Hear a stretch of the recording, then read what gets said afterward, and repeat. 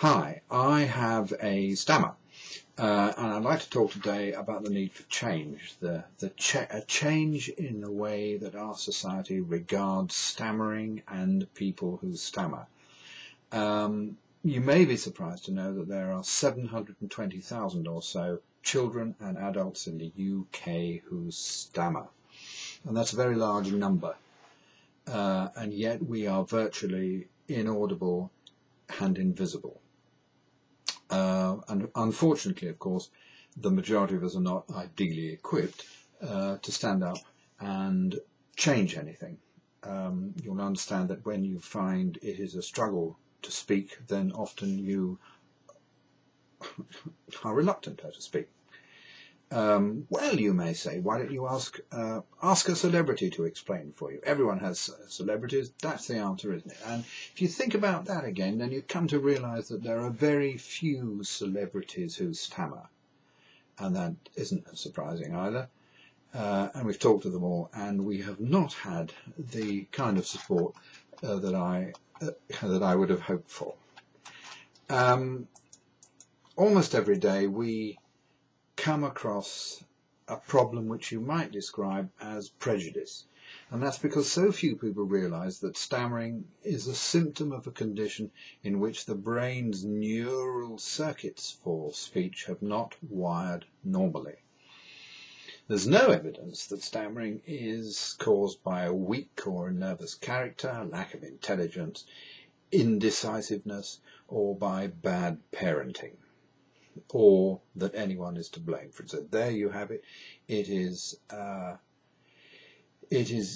root cause is neurological, and no one is to blame. And the other thing is, of course, there isn't a cure for it.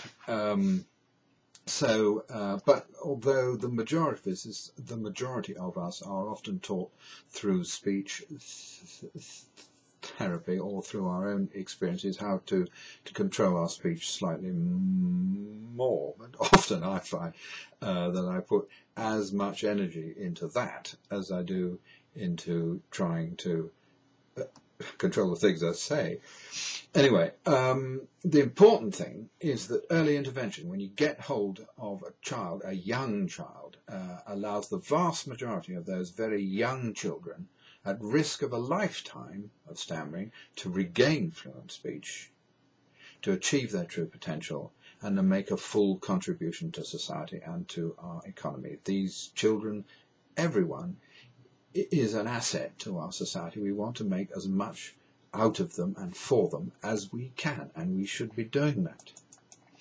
However, that is dependent upon the quality and the availability of speech therapy through the NHS, and I must say that at the moment it is inadequate in many parts of the country, and in some parts it is totally non-existent. Again, an issue we have just about every day is stammering a joke? And I have to tell you, it isn't a joke. But why then is it often treated as a joke? Because I would never ever consider laughing at someone who had cerebral palsy, and it's about the same thing for us. And yet children who stammer are still being teased, and they become isolated as a result of it. Many people in the media are still treating stammering as a joke, ha ha. Drama productions still tend to typecast stammerers as weak or indecisive, and sometimes even as dangerous. And then at the same time, we've made massive steps in our society to improve the lives and the employment prospects of many people with disabilities, such as the estimated 750,000 people in the UK who use wheelchairs.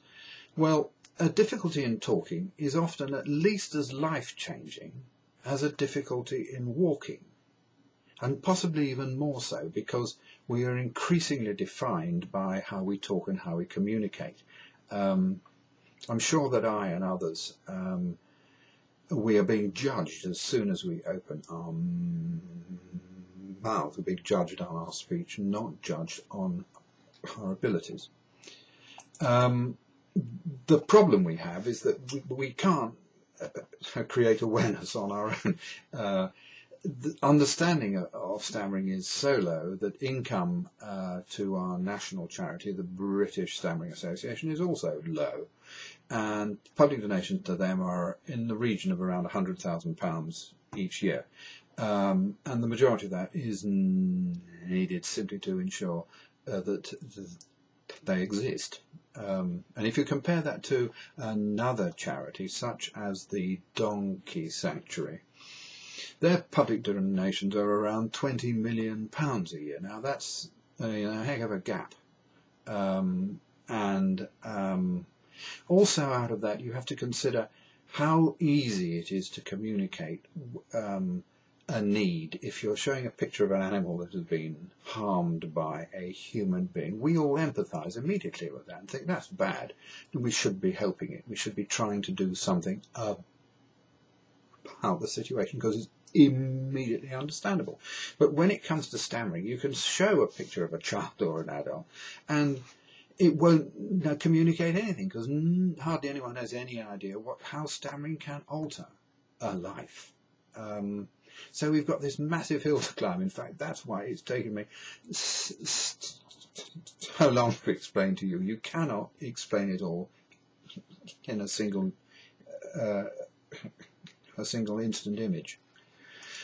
But we need to do something about it, so therefore we have started our appeal, and the appeal is for us to be able to work with a media agency, and their brief will be twofold. One, to educate the media about how and why stammering affects so many lives, and two, to seek opportunities for people who stammer to speak out about what needs to change. I always think that if we could only get more people who stammer on TV, then maybe more people out there would see that these are perfectly normal people, well, we are perfectly normal people who simply have trouble controlling their speech every now and again, and it's just as easy as that.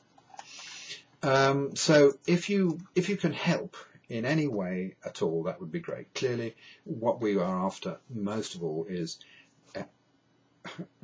a donation, and whether that is personal or corporate or through an association or whatever it is, that would be fantastically helpful.